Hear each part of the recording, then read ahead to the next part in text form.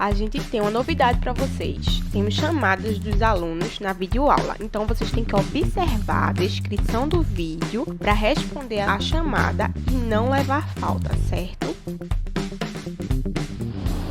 Continuando nossa aula de evolução e classificação das plantas, hoje vamos falar das pteridófitas. As pteridófitas são as primeiras plantas vasculares e o surgimento do xilema, que é um vaso condutor, possibilitou o transporte rápido de água e sais minerais do solo até as folhas. E o floema, que também é outro vaso condutor, possibilitou o transporte de água e produtos da fotossíntese das folhas para as demais partes das plantas. As pteridófitas, elas também têm tecido de sustentação, o que permitiu que elas se mantivessem eretas. O termo pteridófita pode ser referido ao conjunto de todas as traqueófitas sem semente. O que são plantas traqueófitas? Aquelas que possuem vasos condutores. Então, são traqueófitas sem semente. O gametófito são reduzidos e os esporófitos são a fase dominante no ciclo de vida dessas plantas. Então, nos esporófitos tem os esporângios, que podem ficar reunidos em alguns grupos em estruturas denominadas soros, e em outros grupos os esporângios ficam reunidos em estróbilos. Veja aqui a imagem. As pteridófitas são diferentes das briófitas, mas elas têm algo em comum. Elas precisam ainda da água para seu processo de reprodução. Primeira questão. As pteridófitas, diferentes das briófitas, são plantas vasculares, ou seja, que possuem vasos condutores. Apesar dessa diferença, esses dois grupos ainda apresentam características em comuns, tais como alternativa A, a presença de folhas e sementes; alternativa B, a dependência de água para a reprodução; alternativa C, a fase gametófita dominante; alternativa D, a fase esporófita dominante; ou alternativa E, a presença de flores e frutos. Continuando nossa aula, as pteridófitas, elas apresentam dois filos. O primeiro é o filo pterófita, ou também chamado pteridófita, tem como principais representantes as samambaias e avencas, que também são chamadas de filicíneas. São comuns em regiões tropicais.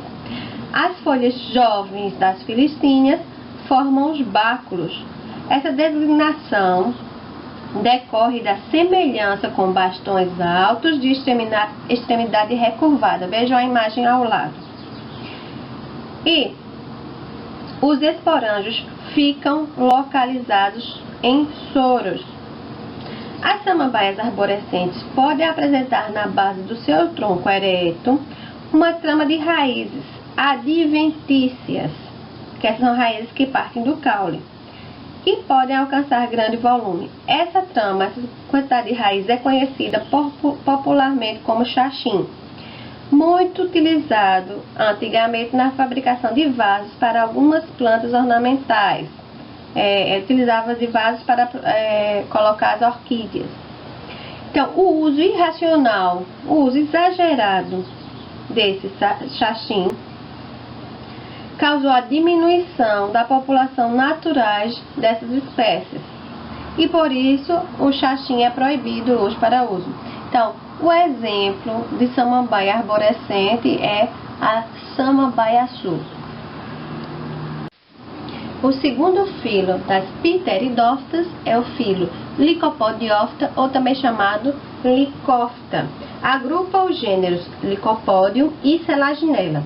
As espécies do gênero Lycopodium ocorrem desde as regiões árticas, regiões frias, até as tropicais. Já o gênero Selaginella são muito comuns em matas tropicais, mas também ocorrem em regiões áridas e semiáridas, como é o caso dos desertos e caatingas. Nesses locais, os indivíduos permanecem em estado latente, só se reproduzindo quando há aumento de umidade do ar ou em épocas de chuva. Em função dessas características, essas espécies de selaginela são chamadas plantas revivescentes. E os esporângios das plantas desse filo ficam reunidos em estróbilos. Vamos ver o ciclo de vida nas pteridófitas. Aqui é um exemplo do ciclo das samambaias. Então, os esporos haploides são liberados e, ao germinar, dão origem ao gametófito, que nesse grupo é denominado de prótalo. O gametófito também é haploide. Em o mesmo prótalo desenvolve-se gametângios femininos, que vão originar a oosfera, e o gametângio masculino, que origina os anterozoides. Todos são haploides.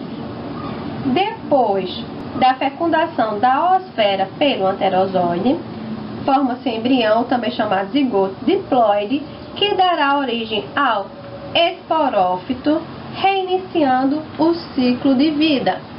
Esse esporófito é a fase duradoura, a fase permanente, mais duradoura do ciclo de vida das pteridófitas. A segunda questão. Determine a alternativa correta sobre o ciclo de vida das pteridófitas. Alternativa A. Os gametângios constituem a geração duradoura, de longa duração. Alternativa B. Os esporófitos constituem a geração efêmera, de curta duração. Alternativa C. O pistilo é formado por ovário, estilete e estigma. Alternativa D. Os esporófitos constituem a geração duradoura, de longa duração. Ou alternativa E. Após a germinação, o núcleo do ovo dá origem ao endosperma. Com isso, finalizamos nossa aula de pteridófitas.